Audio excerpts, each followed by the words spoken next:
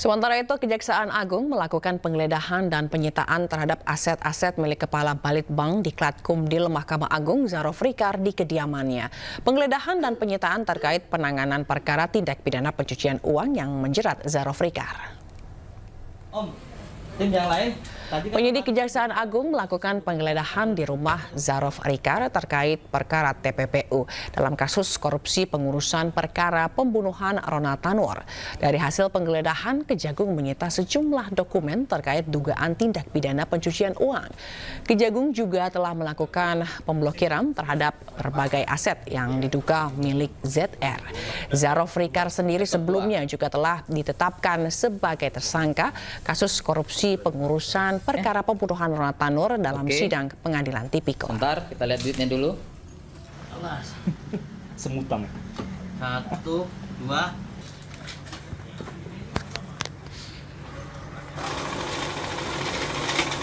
Udah, yes.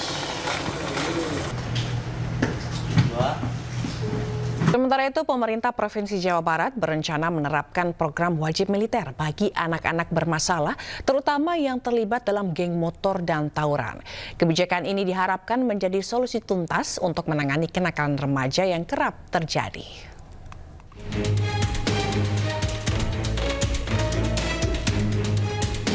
Maraknya kasus tawuran serta pelajar yang terlibat geng motor membuat pemerintah Provinsi Jawa Barat mengeluarkan aturan khusus untuk memiliterisasikan anak yang bermasalah. Program ini bertujuan membentuk karakter disiplin dan tanggung jawab. Peserta akan mengikuti pendidikan khusus di bawah pengawasan TNI Polri selama 1 tahun. Sementara status sekolahnya tetap terdaftar di SMP SMA asal dengan kelas khusus. Beberapa daerah seperti Bandung sudah menyiapkan barak untuk program ini.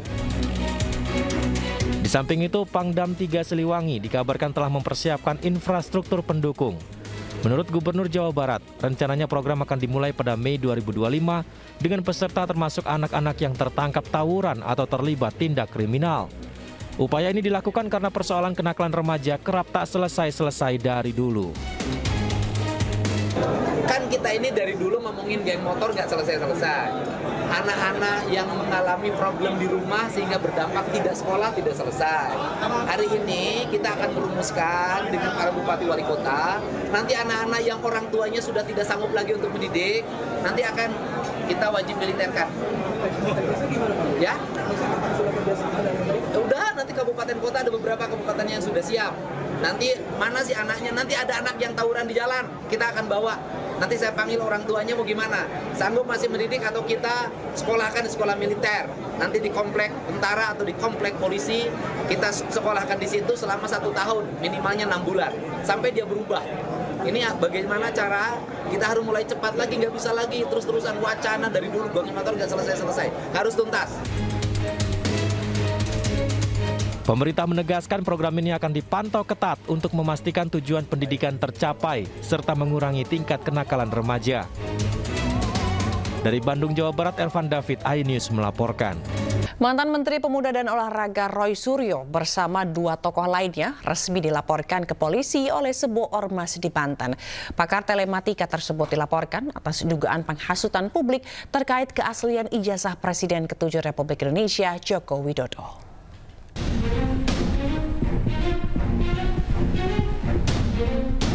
Organisasi masyarakat Forum Komunitas Masyarakat Banten Anti Fitnah mendatangi Mapolda Banten Senin siang. Mereka melaporkan pakar telematika Roy Suryo, ahli digital forensik Rismon Cianifar, serta Dr. T. Fauzia Tiasuma atas dugaan penghasutan publik terkait keaslian ijazah Presiden ke-7 Republik Indonesia Joko Widodo.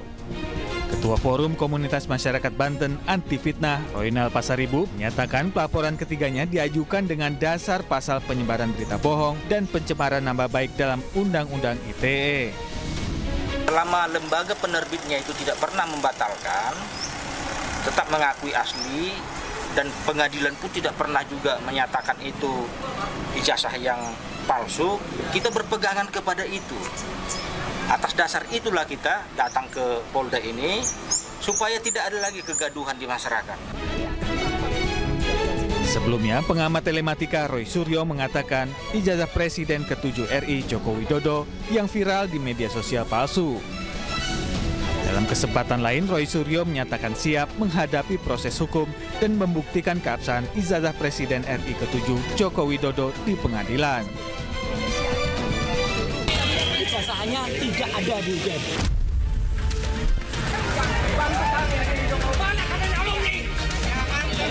Skripsinya Jokowi itu memang ada perbedaan ketikan. Antara ketikan batang tubuh itu diketik dengan mesin ketik biasa dan di depan itu dengan cetakan yang cetakannya itu tidak pada zamannya. Sementara itu, mantan orang nomor 1 Republik Indonesia Joko Widodo akan menempuh jalur hukum karena masalah ini sudah menjadi fitnah dan mencemarkan nama baik dirinya. Joko Widodo menyebut seluruh permasalahan ijazahnya telah diserahkan kepada tim kuasa hukumnya. Sudah menjadi fitnah di mana-mana, pencemaran nama baik. Saya mempertimbangkan untuk melaporkan ini, membawa ini ke ranah hukum. Joko Widodo juga menyebut dirinya siap menunjukkan ijazah asli jika diminta hakim dalam persidangan. Tim Liputan iNews melaporkan. Kejaksaan Agung menggelar rekonstruksi pemberian suap senilai 60 miliar rupiah terhadap para hakim dalam vonis lepas kasus korupsi minyak sawit mentah. Dalam rekonstruksi terungkap bahwa pertemuan para tersangka dilakukan sebanyak 3 kali sebelum suap diberikan.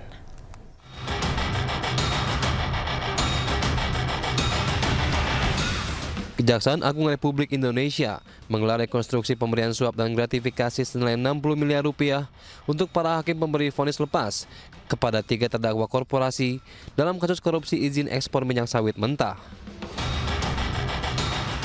Reka adegan ini melibatkan 8 tersangka, terdiri dari 4 tersangka hakim penerima suap dan 4 tersangka pemberi suap. Ke-8 tersangka melakukan rekonstruksi sebanyak 27 adegan, mulai dari pertemuan hingga pembagian uang suap di antara para hakim. Dalam reka adegan, terungkap bahwa pertemuan antara para tersangka dilakukan sebanyak 3 kali di rumah makan yang berbeda sebelum akhirnya tersangka Hakim Muhammad Arif Nurianta menerima uang suap senilai 60 miliar rupiah dalam bentuk dolar Amerika Serikat. Reka adegan ini dilakukan untuk membuat lebih terang konstruksi kasus suap dan gratifikasi para hakim dalam memvonis lepas 3 terdakwa korporasi. Tim Liputan iNews melaporkan.